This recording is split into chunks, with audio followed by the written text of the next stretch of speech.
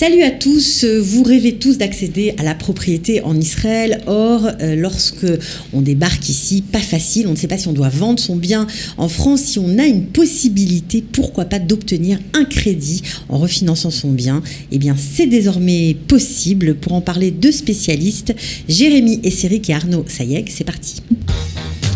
Israël, comment ça marche ? Vous allez adorer comprendre Israël. Bonjour à tous les deux. Bonjour.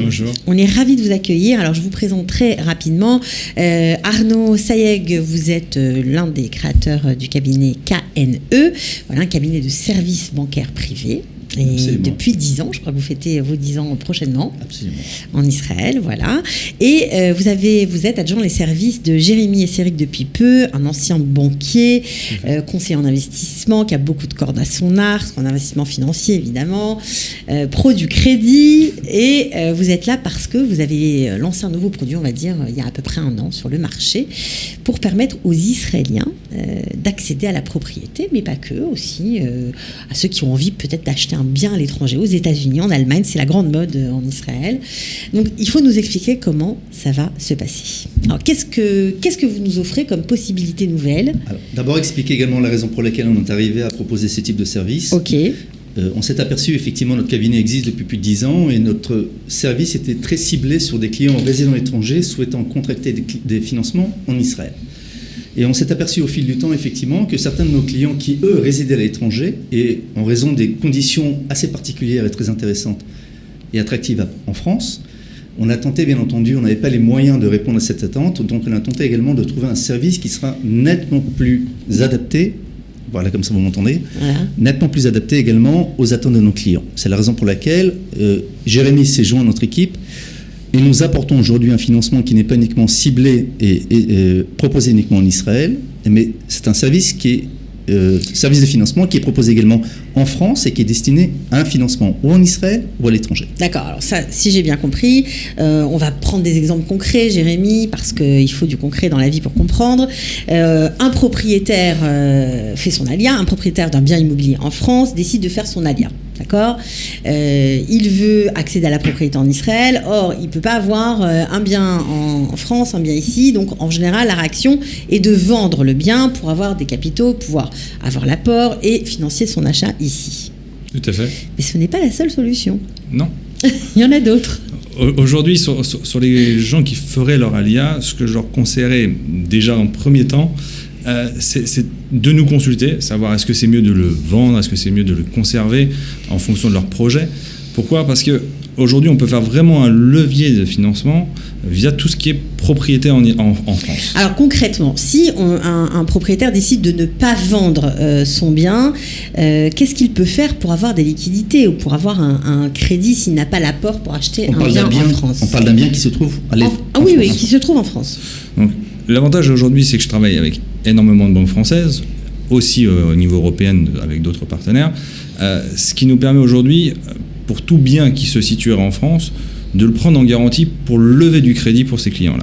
Ça veut dire quoi ? On met en hypothèque son bien déjà, qu'on a déjà acheté depuis longtemps ou pas très longtemps, je ne sais pas combien.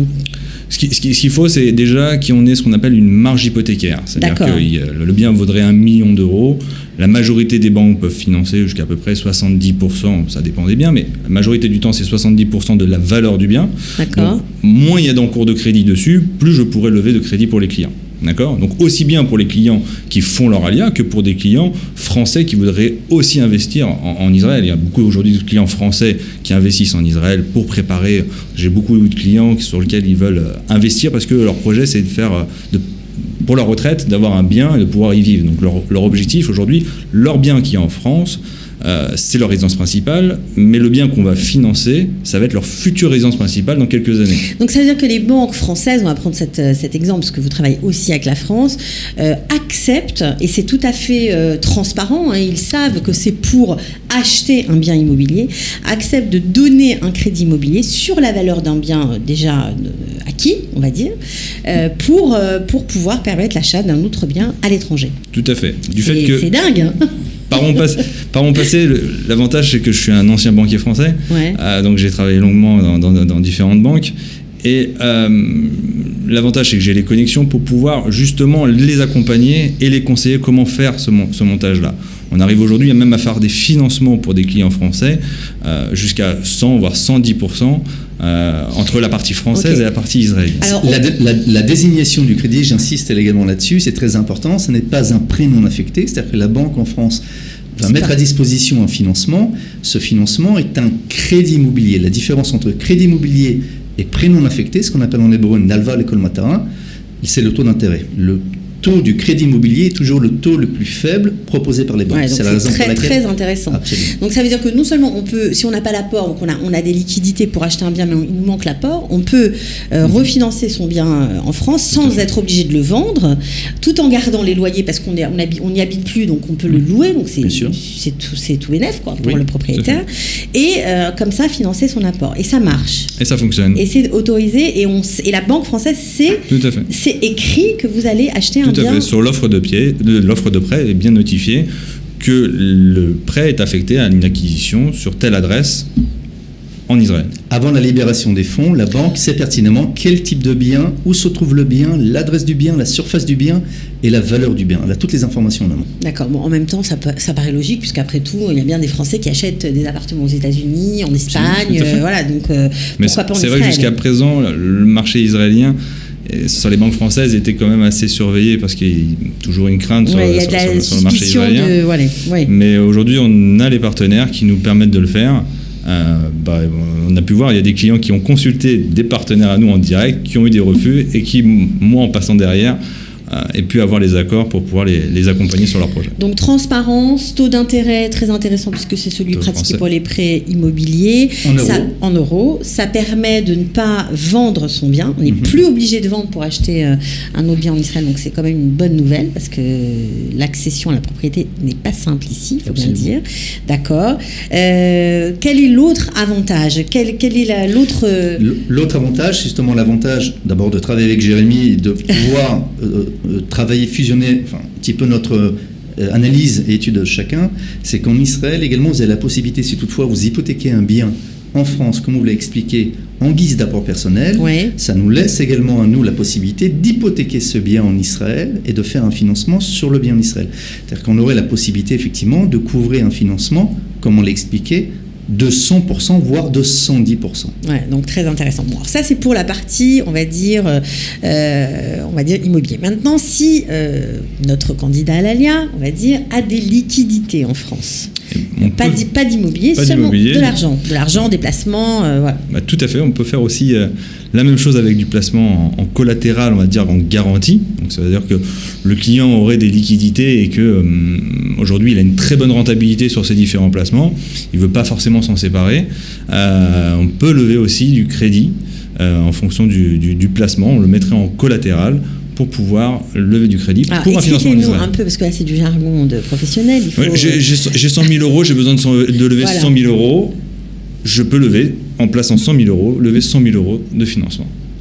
Ce qu'on appelle plus communément le nantissement. Un nantissement. Donc je le mets en garantie, la banque, elle est assurée, elle a des liquidités pour se couvrir, et donc du coup, elle peut lever le collatéral en face, en crédit, pour pouvoir financer. Ça aussi, c'est transparent. C'est tout à fait transparent. Il n'y a aucun problème. Tout est transparent. Ah oui, non, mais je précise parce que voilà. Donc, alors ça, ok. Maintenant, on sait que sur tous ces crédits-là, des assurances sont prises par les... c'est obligatoire, tout simplement. Et il faut que la banque aussi ait quelques garanties. Et vous avez, en préparant l'émission, souligné un point important, c'est que les gens qui déménagent, parfois, ne précisent pas leur banque. Ils ont quitté le territoire. Et du coup, ils payent forcément des assurances. Ça peut s'élever à pas mal d'argent. Combien d'argent ça peut toucher ? Ça va dépendre de l'âge du client, ça va dépendre du montant emprunté. Donc c'est vrai que ça va différer, mais ça peut représenter des sommes assez importantes, surtout quand on est passé par la banque en direct. La banque en direct, généralement, on marge 50% de plus que les compagnies classiques. Donc comme étant aussi courtier en assurance spécialisé sur la partie assurance de prêt, je fais l'accompagnement là-dessus. Et souvent, lorsqu'ils ont fait leur ALIA, je leur conseille que je puisse vérifier leur contrat pour voir si, du fait qu'ils aient déménagé à l'étranger, qu'ils soient toujours assurés par leur compagnie. Ce qui est souvent le cas Dans certains pays, mais pas dans tous les pays. Et pas dans tous les pays. Donc souvent Israël, vous avez une restriction qui peut y avoir sur les garanties que vous pouvez avoir, soit même des compagnies qui ne vous assurent pas si vous êtes en Israël. Donc ça veut dire qu'on paye pour rien en fait. Tout à fait. Dans ces cas-là. Parce que ça peut s'élever à vraiment des sommes importantes. C'est pas que les sommes, c'est que dire si jamais demain je venais à décéder en plus, et que je suis pas couvert sur mon prêt, donc en gros je vais le vendre mon bien pour pouvoir rembourser. Donc la transmission, déjà, je vais perdre énormément d'argent sur la transmission que je pourrais avoir. Donc il faut vraiment se renseigner sur ça. C'est bien de nous alerter. Tout à fait. Donc du coup, je refais une étude et je les accompagne pour leur dire voilà, quelle compagnie peut vous faire.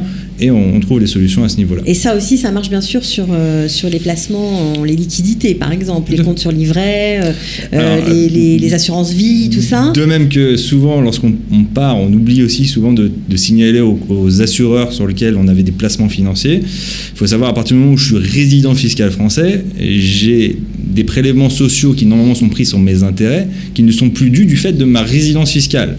Donc du coup, si aujourd'hui je paye 17,8% sur les intérêts que je gagne chaque année, si je peux les économiser, ça fait quand même des sommes assez importantes à économiser chaque année. Ouais, c'est beaucoup d'argent. Donc il y a toute une étude. Ce qu'on fait généralement, c'est une étude globale pour les clients. Comme je suis conseiller en investissement financier, ce qu'on fait, c'est une étude patrimoniale pour les clients pour pouvoir les accompagner sur les différents projets et les différents besoins qu'ils peuvent avoir. D'accord, donc c'est vrai que parfois ici c'est un peu compliqué, les gens qui arrivent n'ont pas toujours l'hébreu, c'est vrai d'avoir des gens qui connaissent les deux univers, et israélien et français, ça peut aider. Bon, évidemment tout ce qu'on a dit ça marche aussi si on veut s'acheter une résidence secondaire à Ibiza. Ça fonctionne aussi. Nous sommes en train de monter un dossier de financement pour les États-Unis. Là, en ce moment.